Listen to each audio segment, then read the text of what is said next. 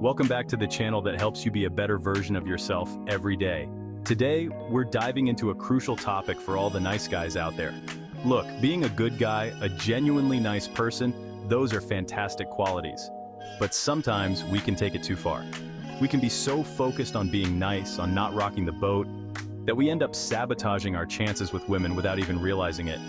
If you've ever felt like being too accommodating or overly eager to please is pushing women away instead of drawing them closer, this video is for you. We're going to break down those subtle behaviors that can send the wrong signals, those nice guy mistakes that might be holding you back from the connection you deserve. We'll guide you through the 5 key mistakes that can push women away, and more importantly, show you how to confidently assert yourself, how to communicate your value without losing your genuine kindness. This isn't about turning into someone you're not, it's about letting your true, attractive self shine through. Alright guys, let's talk about availability. Being excited about someone new is great. Wanting to spend time with them is fantastic. But there's a fine line between genuine enthusiasm and making yourself too available. If you're constantly available, always saying yes, it can make you seem too eager. Scarcity creates value. It's about having a life outside of your interactions with her. When you have your own passions, hobbies, and friends, it shows her you have a fulfilling life. Imagine a woman who drops everything to be with you. It might be flattering at first, but over time, it can become too much. You might start to wonder about her own goals and passions. Now, imagine a woman who has her own things going on, a woman who makes time for you but also has a fulfilling life. That's attractive. That makes you want to earn a place in her world. So, how do you strike that balance? It's about being conscious of your availability. Don't clear your entire schedule at the first sign of a date. If she asks you out on a night you're busy, don't be afraid to say, "I'd love to, but I've already got plans." How about suggest another night? It's about showing her that you value your time and have a fulfilling life. Trust me guys, showing her that you have a life outside of her is one of the most attractive things you can do. Let's talk about forgiveness, guys, because being the bigger person, being understanding, those are admirable qualities. But there's a difference between genuine forgiveness and letting someone walk all over you, and that's a line we need to be very careful not to cross. Look, relationships are about navigating the ups and downs together, and disagreements are bound to happen. It's how we handle those disagreements, how we communicate our needs and expectations, that truly matters.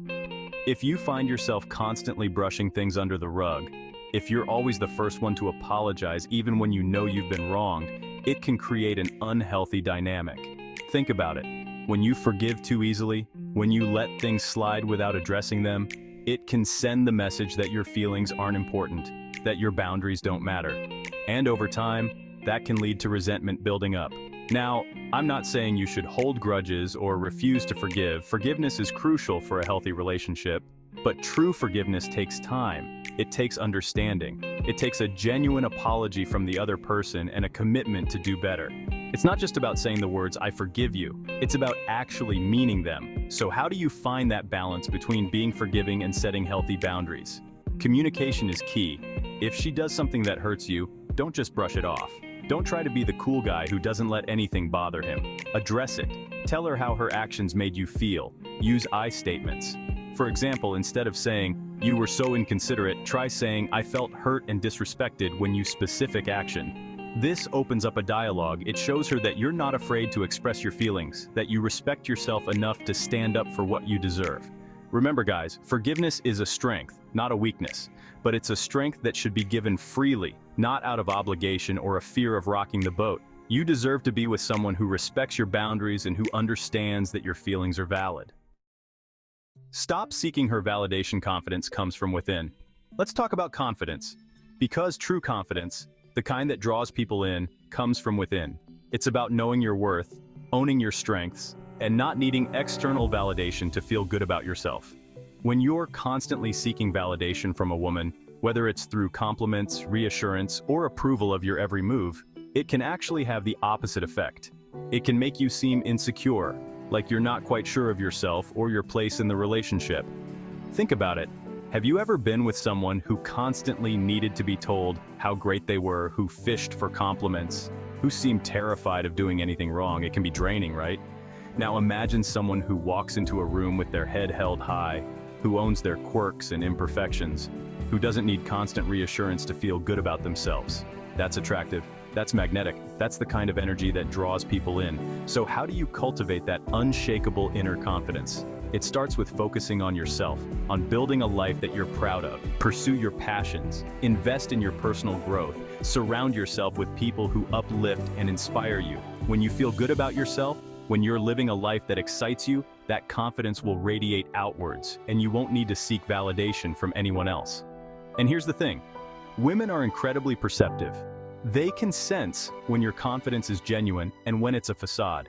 So instead of trying to impress her, instead of seeking her approval, focus on being the best version of yourself. Let your actions speak louder than words. Let your confidence come from a place of self-assurance, not from a need for external validation. Remember, guys, you are enough. You are worthy of love and respect just as you are. Believe in yourself and the right woman will believe in you too. The over-apology epidemic. Saying sorry when it counts. All right, gentlemen, let's address the over-apology epidemic. Look, we're all for good manners, for being respectful, but there's a difference between a genuine apology and constantly saying sorry for every little thing. When you apologize too much, when sorry becomes your default response, it can diminish its impact and make you seem less confident. Think about it. Imagine you're having a conversation with someone who apologizes for interrupting, apologizes for their opinion, apologizes for taking up space. It might seem polite at first, but over time, it can become grating. It can make them seem small, unsure of themselves. Now, imagine someone who speaks their mind with conviction, who owns their presence, who apologizes only when they genuinely have something to apologize for. That's powerful. That's attractive. That shows self-respect. So, how do you break free from the over-apology trap? Start by becoming aware of how often you say sorry, especially in situations where it's not warranted. Did you accidentally bump into someone? A simple "excuse me" will suffice. Did you express an opinion that differs from hers? Stand by your perspective, engage in healthy debate, and don't apologize for having a voice. Instead of defaulting to sorry, try using alternative phrases that convey your message without diminishing your presence. For example, instead of saying "sorry, can I just add something?" try saying "building on that point," or "I have a different perspective on this." Remember, guys, your voice deserves to be heard. Your opinions matter, your presence is valuable. Don't diminish yourself by over-apologizing. Save your apologies for when they truly count, and watch your confidence soar. The self-care imperative: you can't pour from an empty cup. Gentlemen, let's talk about self-care. And no, I'm not talking about face masks and bubble baths, though those can be nice too. I'm talking about prioritizing your well-being, your mental and emotional health, your passions and goals. Because here's the truth, you can't pour from an empty cup. You can't be a good partner, a good friend, a good version of yourself if you're running on fumes. It's easy to get caught up in the excitement of a new relationship, to want to spend all your time with her, to put her needs before your own. But neglecting your own needs will inevitably lead to resentment, burnout, and a diminished sense of self. Think about it. Imagine you're constantly putting everyone else's needs before your own, sacrificing your own happiness for the sake of others. Over time, you'd start to feel depleted, frustrated, maybe even resentful. Now, imagine someone who prioritizes their well-being, who makes time for their passions, who understands the importance of self-care. They're full of energy, they're excited about life, and they bring that positive energy into their relationships.